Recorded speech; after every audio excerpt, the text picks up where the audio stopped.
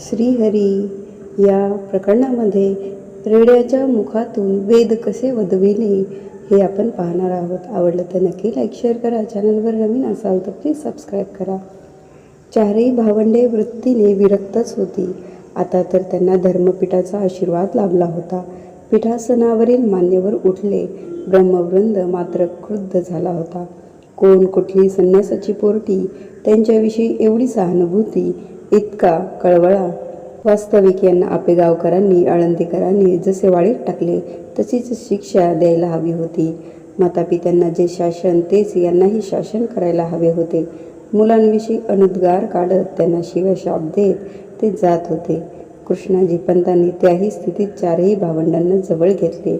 कातरल्या स्वरात म्हणाले, बाळांनो, गोडाधोडाचे खावे, खेळावे, बागडावे असे वय तुमचे.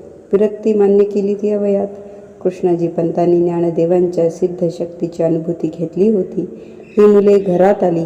अजून धर्मसभा व्हायची होती. दरम्यान कृष्णाजी पंतांच्या पितरांच्या श्राद्धविधीचा दिवस आला. पैठणातील नेहमीच्या ब्राह्मणांना त्यांनी निमंत्रण दिले. जरा दुसरीकडचे स्वीकारले आहे. तब्येतच बरी नाही. बहुधा या वयास जमलेसे दिसत नाही. काहींनी तर थेट तुम्ही त्या संन्यासाच्या पोरांना आश्रय देऊन महापाप केले आहे. आम्ही येणार नाही असे स्पष्ट सांगितले. तरी कृष्णाजी पंत सर्वांना विनंती करून आले. श्राद्धाचा दिवस उजाडला. मामी आजींनी 50 भर लोकांचा स्वयंपाक करून ठेवला होता. कृष्णाजी पंतांना मात्र चिंतेने ग्रासले होते. ज्ञानदेव निवृत्तीनाथांना म्हणाले, दादा, आज आपल्यामुळे यांचा श्राद्धघात होतो आहे. आपणच यावर उपाय करायला हवा. आपली अनुमती असेल तर तो उपाय मी करू का? निवृत्तीनाथ म्हणाले, ते आपले कर्तव्यच आहे. माझी अनुमती आहे. ज्ञानदेव दिवाणखान्याच्या उंबऱ्याजवळ गेले. मामा आजोबा, अंमळ बाहेर येता का? मामा आजोबा बाहेर आले. ते कपाळावर आठ्या घेऊनच. काय आहे?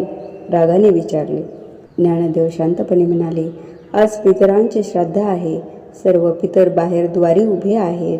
त्यांचे स्वागत करून आत घेऊन यावे. कृष्णाजी पंत आश्चर्याने काय असे म्हणाले. तरातरा बाहेर आले तर खरोखरच त्यांचे सर्व पितर दरवाजात उभे होते. कृष्णाजी पंतांनी त्यांना साष्टांग प्रणिपात केला. त्यांचे स्वागत केले. त्यांचे पूजन केले. सारे पितर भोजन करून तृप्त झाले. त्यांनी कृष्णाजी पंत आणि मामी आजींना आशीर्वाद दिले आणि ते आपल्या लोकी निघून गेले. पितर गेल्यानंतर कृष्णाजी पंत आणि मामी आजींनी चारही भावंडांना जवळ घेतले. त्यांच्या मस्तकाचे अवग्रहण केले. कृष्णाजी पंत म्हणाले, ज्ञानेश्वरा, मी तुला ओळखले नाही रे. कृष्णाजी पंतांना हा प्रसंग आठवला. मुले रस्त्यावर आली. कृष्णाजी पंतही त्यांच्या पाठोपाठ आले. तेवढ्यात या भावंडांभोवती एक घोळका जमला. त्यांच्याबरोबर एक रेडाही त्यांनी आणला होता. घोळक्यातील एकेकाने ज्ञानदेवांना उलटसुलट प्रश्न विचारायला आरंभ केला. ज्ञानदेव शांतपणे उत्तरे देऊ लागले. ए पोरट्या, तुझे नाव ज्ञानेश्वर ना? ऐक. होय, माझे नाव ज्ञानेश्वर. ज्ञानेश्वर म्हणाले, पशुपक्षी आणि माणसे यांच्यात एकच ईश्वरांश भरून राहिला आहे ना? दुसरा म्हणतो, होय, सर्वांमध्ये एकाच ईश्वराचा अंश आहे. ज्ञानेश्वर म्हणाले. रेड्याच्या मालकाला एकाने विचारले, काय रे, तुझ्या रेड्याचे नाव काय? ज्ञानेश्वर, तो उत्तरला. त्या मालकाच्या हातातील काठी एकाने काढून घेतली. तो म्हणाला, या न्यायाने या रेड्याच्या पाठीवर तडाखे मारल्यावर तुझ्या पाठीवर वळ उठायला हवेत. ज्ञानदेव म्हणाले, नको, माझ्या पायी या मुक्या जनावराला त्रास नको. त्या माणसाने ज्ञानदेवाचे ऐकले नाही. त्याने सारी शक्ती एकवटून त्या रेड्याच्या पाठीवर काठीने दणके मारायला आरंभ केला. प्रत्येक दणक्याने ज्ञानदेवांचे सर्वांग हादरत होते. मुक्ता ज्ञानदेवांच्या जवळ गेली. पाठीवरील वस्त्र दूर केले आणि जोरात किंचाळली. पाठ लाल झाली होती. काळे निळे वन उठले होते. निवृत्तीनाथांनी डोळे गच्च मिटून घेतले. सोपान मुक्ता हुंदके देऊन रडू लागले. कृष्णाजी पंत म्हणाले, अरे बघा, या कोवळ्या पोराची काय अवस्था झाली आहे. त्यांनी रेड्याला मारणाऱ्यांच्या हातातील काठी काढून घेऊन फेकून दिली. ते रडत रडत म्हणाले, अरे लहान मूल हे, बघा याची पाठ. अरे हा साक्षात देव आहे रे.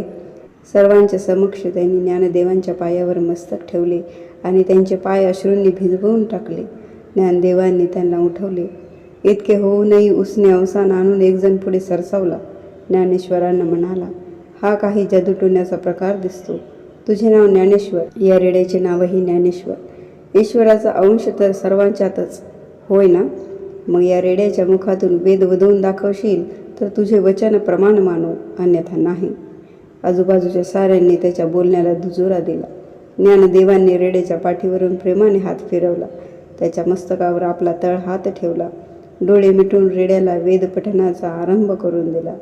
ओम अग्निमिळे पुरोहितम. रेडा धीर गंभीर आवाजात, योग्य त्या स्वरात आणि स्पष्ट उच्चारात वेद म्हणू लागला. ओम अग्निमिळे पुरोहितम यज्ञस्य देवमृतिज्वम होतारम रत्नधातमम. अग्निः पूर्वेभिऋषिः भीरिड्यो नूतनेरुत स देवाः एह बक्षती. सगळा जमाव आ वासून बघत राहिला. त्यांना तो मोठा आश्चर्याचा धक्का होता. कृष्णाजी पंत धन्य होऊन कौतुकाने ज्ञानेश्वरांकडे पाहत होते. त्यांच्या आणि निवृत्तीच्या दोघांच्याही डोळ्यांमधून आनंदाश्रूची धार लागली होती. मुक्ता सोपान तर कधीपासून रडत होते. आधी कळवळ्याने रडत होते, आता आनंदाने अश्रू वाहत होते. धक्क्याची वेळ आणि अवस्था ओसरली. रेडा शांत झाला. रेड्याच्या मालकाने ज्ञानेश्वरांच्या पायावर डोके ठेवले. साऱ्या समूहाने ज्ञानेश्वर आणि तिन्ही भावंडांना लोटांगण घातले. साऱ्या पैठणभर त्याची वाजत गाजत मिरवणूक काढली. ज्ञानेश्वरांचा जय जयकार केला. कृष्णाजी पंत आणि मामी आजी दोघांनाही या पोरांना कुठे ठेवून कुठे नको असे झाले.